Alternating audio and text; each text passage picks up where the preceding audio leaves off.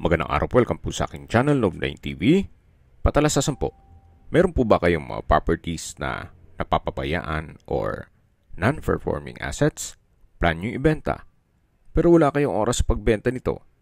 Kung ito'y pagkakatiwala nyo po sa amin, tawag lang po kayo sa aking numero, usap po tayo, gawin ko po ng video for free. Yes, libre po, wala po kayong babayaran. Tutulungan pa namin kayong mabenta ang inyong property. Kami na po bala sa marketing, sa boosting or paid ads. Even sa tripping, hindi na po kayo mapapagod sa pag-entertain ng mga buyers. Kami na po bala sa lahat. Tawag lang po kayo. Nandito po tayo ngayon sa Nasugbu, Batangas kung saan meron po tayong bagong video presentation. Isang developed farm property na may lot area na 6,000 square meters at meron pong mountain view. Ito po'y along Barangay Road. Yung dinaan natin kanina, medyo rough road, kaya please manage your expectation once na mag-set tayo ng tripping. May access na rin po dito ng tubig, kuryente at internet provider. Dito po sa loob ay meron pong farmhouse. Ito pong nakikita nyo. Then may dalawang piggery, may fish pond, bahay ng kambing, at garden. Ito pong bahay ay meron pong 4 na kwarto. May formal kitchen at dirty kitchen. Dito po tayo sa receiving area. Then makikita naman natin yung isang pintuan kung saan yan po yung unang kwarto. Ito pong structure ay halos hindi naman pinagbasihan na sa presyo ni owner. Parang for free na po ito. Kaya kung may mga komento na hindi naman kagandahan, well, ito po'y for free.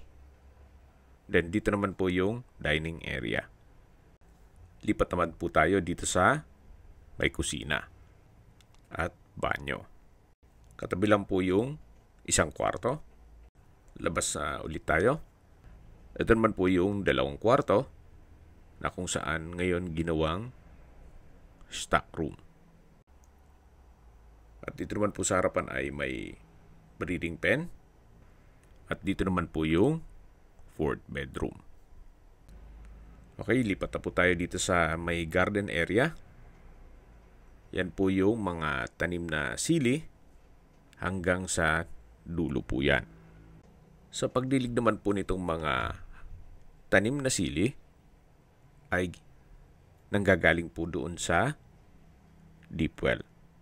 Meron po itong source of water. Aside from deep well, meron pong electric water pump. Although meron pong water district dito sa area, yan naman kung may water shortage. At ito po yung mga na-harvest na nila.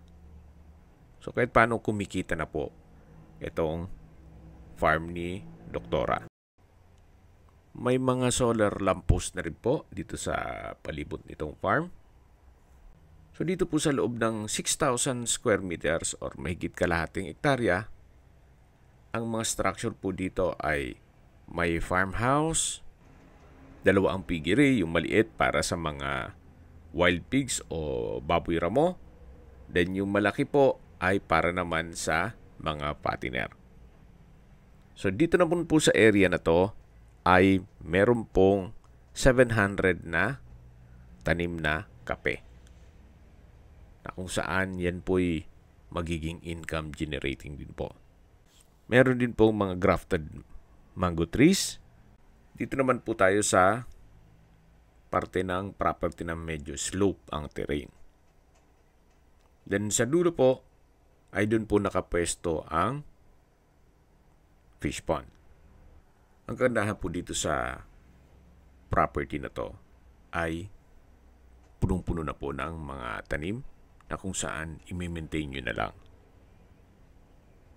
So, hindi nyo na po kailang mag-set up ng another na mga pananim. So, nandito na po tayo sa fish pond na kung saan meron po itong laman na 500 na tilapia. Then, may mga puno rin ng saging. At mula po dito matatanaw naman natin yung goat house. So, yan po yung bahay ng mga kambing. Wala po dito sa fish pond. Dito naman po yung tinutukoy ko na electric water pump na meron pong deep well. So, dyan po nakaset up na ang sariling source of water. Yung mga pandilig ng mga halaman ay manggagaling na po dyan. Yan po yung mga hose. Habang naglilibot po tayo, pag-usapan na natin ang distance, location at travel time. Mula po sa bayan ng Nasugbu, ang distance is 13 kilometers at ang travel time is 23 minutes. Kompleto na po doon. Gaya ng public market, groceries, convenience store, remittance center, banks, school, church, at iba pang government offices, pati po hospital. Yan po yung lagi kong binabanggit sa inyo na dapat yung i-consider sa pagharap ng property, yung meron pong malapit na hospital. Hindi ko naman po sinasabing sakitin kayo. Yan naman po for emergency purpose lang naman. Yan po, tunghayan nyo po itong napagandang lupain kung saan napakatahimik ng lugar, sariwa ang hangin, at malamig po ang klima. Mula naman po sa mga beach resort, ang distance is 15 kilometers at ang travel time is 27 minutes. Ito pong natatanaw natin ay yung maliit na piggery para sa mga wild pigs o baboy ramo. Naka-enclosed din po yan. Yung isang piggery ay punta natin mamaya. So balik po muna ulit tayo sa distance, location at travel time. Mula naman po sa Tagaytay, ang distance is 58 kilometers at ang travel time is 1 hour and 23 minutes. Mula naman po sa Calax, ang distance is 75 kilometers at ang travel time is 1 hour and 48 minutes.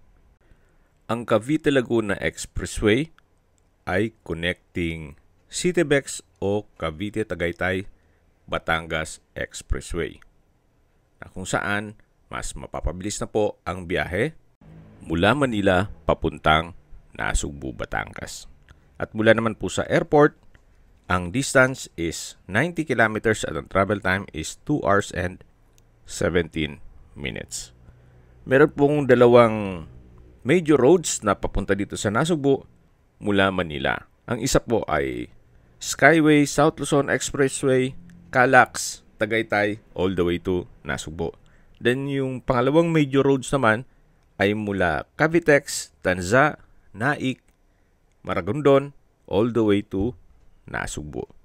At ito pong property ay accessible din ng public transportation.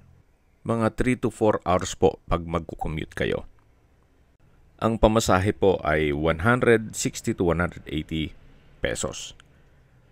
Then ang bus terminal naman ay matatagpuan sa EDSA TAF, tabi ng McDo ng BSC Bus Terminal. Then ang DLTV Bus Terminal naman ay nasa LRT TAF, Buendia. Nasa dulong parte na po tayo ng property na kung saan matatanaw naman natin yung bubong ng malaking piggery. May sukat po yan na 9 by 18 meters. Hindi naman po nangangamoy yan, gawa ng may septic tank at biogas. So, hindi natin ma-check gawa ng may mga laman po.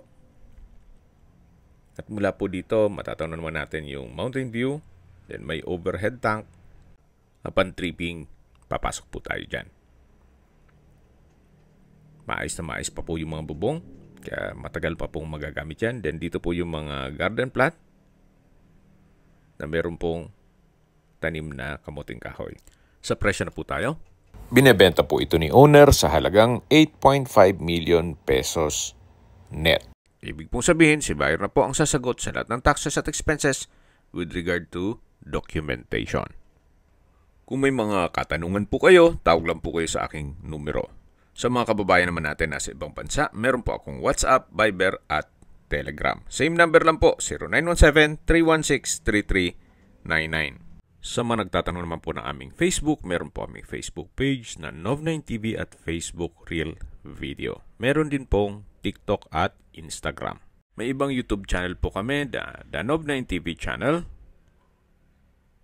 Nov9 TV Listings,